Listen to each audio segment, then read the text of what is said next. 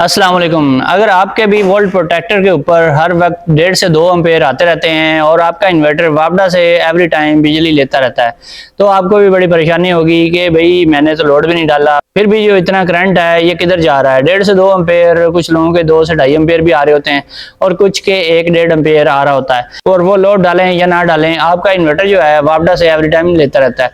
तो इसको कैसे ठीक करना है और इसकी रीज़न क्या है, ये आता क्यों है, इसका क्या नुकसान है। तो सबसे पहले ये है कि अगर आपका इन्वर्टर भी ऐसे ही करता है तो आपने क्या करना है, आपने SBU मोड कर देना है। आपने नंबर 1 में SBU मोड या फिर बैटरी शेयरिंग वाला मोड सेलेक्ट कर लेना है अगर आपके पास IP65 इन्वर्टर है तो।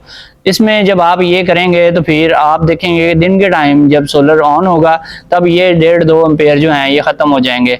लेकिन अगर शाम के टाइम, रात के टाइम भी आते रहते हैं तो फिर इसका सोल्यूशन क्या है। इसकी मेन रीज़न ये है कि इन्वर्टर के अंदर होते हैं कैपेसिटर्स, और कैपेसिटर जो हैं एवरी टाइम चार्ज और डिस्चार्ज होते रहते हैं। इस वजह से आपका जो इन्वर्टर है वो कुछ ना कुछ रीडिंग डिस्प्ले में दिखाता रहता है।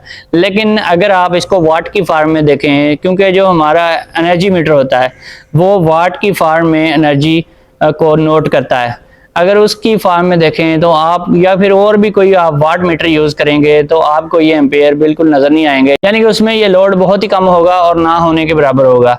तो इसकी रीज़न क्या है। हालांकि अगर 1 एम्पेयर आपका इन्वर्टर वापडा से ले रहा हो तो इसका मतलब ये है 1 मल्टीप्लाइड बाई 220 वोल्ट, तो ये बनते हैं 220 वाट।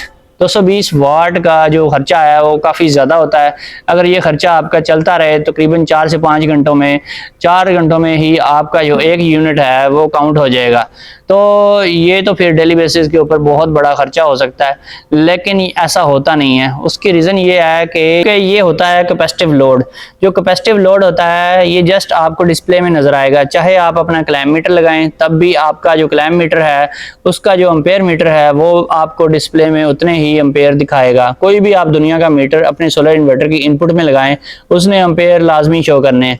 लेकिन आपको वाट मीटर लगाना चाहिए या फिर एनर्जी मीटर यूज़ करना चाहिए अपनी वापडा इनपुट में जो आपके इन्वर्टर के अंदर जा रही है, ताकि आपको एक्चुअल रीडिंग मिल सके।